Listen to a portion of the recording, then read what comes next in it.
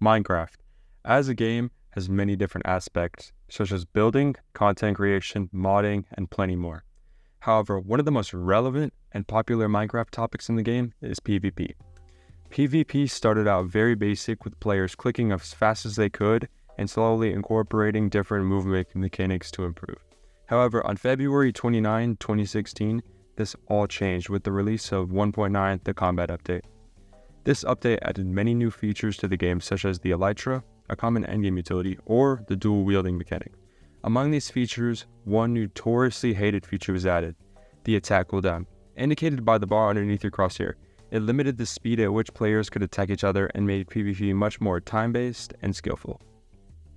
With the update came great controversy that still divides Minecraft players to this day, the sword or the axe. The update gave the sword a short cooldown whilst also keeping moderate damage. The axe, on the other hand, received a huge cooldown, but it came with a large damage boost. This brings the great question, which one is better? To get a full understanding of the answer, we must first talk about the advantages and disadvantages of each. Let's first talk about the sword. The sword is a cheaper alternative to the axe and has much higher DPS. It is also able to be enchanted with a few exclusive enchantments such as fire aspect, looting, and sweeping edge. With all of these factors taken into account, it is the absolute best choice for mob farming. The sword also has many disadvantages. The sword has almost no versatility when it comes to block breaking, and it is completely useless against a shield. It has much worse damage output per attack, and if you plan to carry an axe, it just uses another inventory slot. Overall, the sword is a very solid option if you plan to fight mobs, or prefer an easier PvP option. Now let's move on to the axe. The axe is capable of breaking a variety of blocks, which makes it a dual-purpose tool.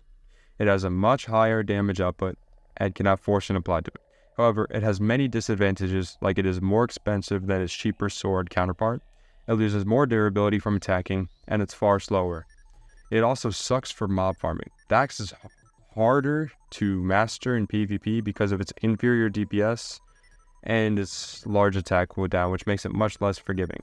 It has been extremely popular in speedruns because it is so versatile, and in PvP it has the ability to counter shields.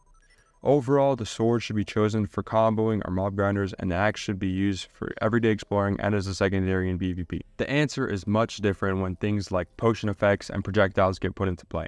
Potions like fire resistance counter the effects of fire aspect to render the enchantment completely useless. Speed makes it much harder to hit your opponent, making the axe much riskier to use. The addition of strength makes both weapons much more powerful. Another aspect to take into account is knockback. Before 1.16, all knockback was the same, meaning players could master timing and movement to maintain combos. With the addition of netherite, this all changed when a new value was added, knockback resistance. Knockback resistance allowed players to take much less knockback, thus altering the timing needed to maintain distance for a combo. Another topic to talk about is end crystal PvP.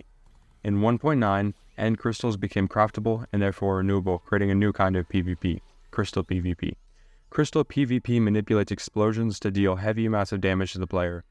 This new style of PvP became very popular for anarchy servers such as 2b2t because it dealt a lot of damage to structures and players. Hacked clients such as Worst and Meteor abuse this unintended mechanic by very quickly placing and exploding end crystals. If the user places a block in between the crystal, they could totally negate the damage and still kill their opponent in the process.